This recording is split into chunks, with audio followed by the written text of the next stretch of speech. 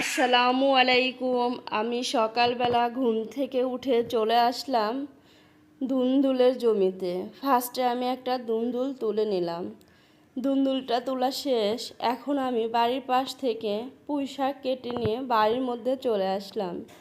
আজকে আমি ধুন্দুল, পুঁইশাক, আলু দিয়ে পাঁচমিশালি ছোটো মাছ চচ্চড়ি করব।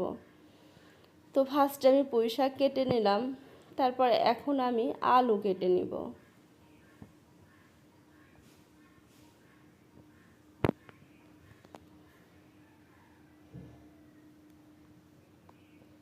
আলুটা সুন্দর করে ছিলে নিচ্ছি। তারপর আমি এখন আলুটা চিকন চিকন করে কুচায়া কেটে নেব।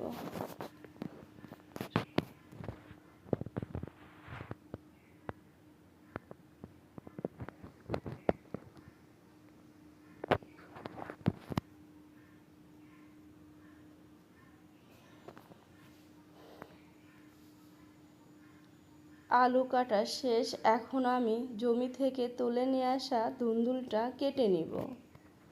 ধুন্দুলটা ফার্স্টে আমি ছিলে নিচ্ছি।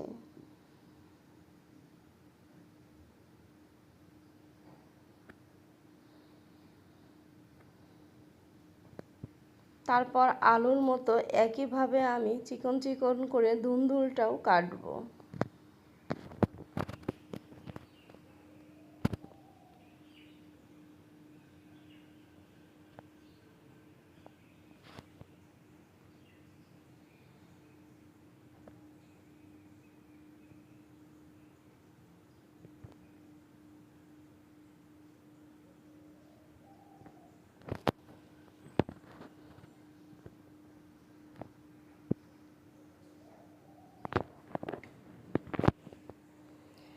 এরপর আমি ধুয়ে রাখা সব মাছ সবজি একসাথে করে ফার্স্টে আমি কড়াই নিব।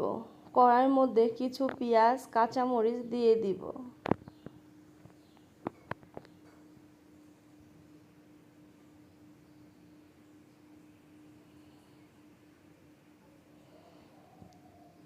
তারপরে স্বাদ মতো লবণ দিয়ে পেঁয়াজ মরিচটা সুন্দর করে মাখিয়ে নিব। এরপর ধুয়ে রাখা সবজিগুলো আমি তুলে কড়াইতে দিয়ে আর একটু সুন্দর করে মাখাবো।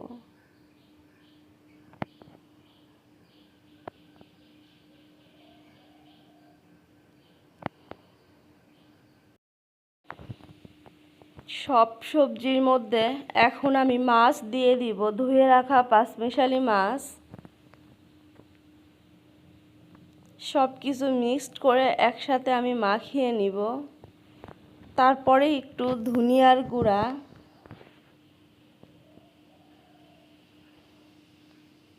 ও হলুদ দিয়ে আবার সুন্দর করে মাখাবো। এরপরে আমি তেল দিয়ে দিব। তারপর সব কিছু একসাথে মাখিয়ে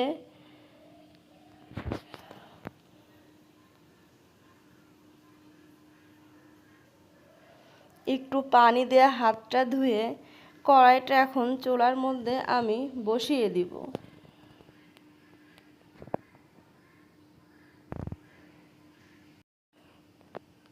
চুলার মধ্যে কড়াইটা বসাই দিয়ে জাল ধরাই দিব। তারপরে আমার এক জালে রান্নাটা শেষ হয়ে যাবে। দেখুন বন্ধুরা, আমার চচ্চড়িটা শেষ। আজকের ভিডিওটা এখানেই শেষ করছি। আল্লাহ হাফেজ।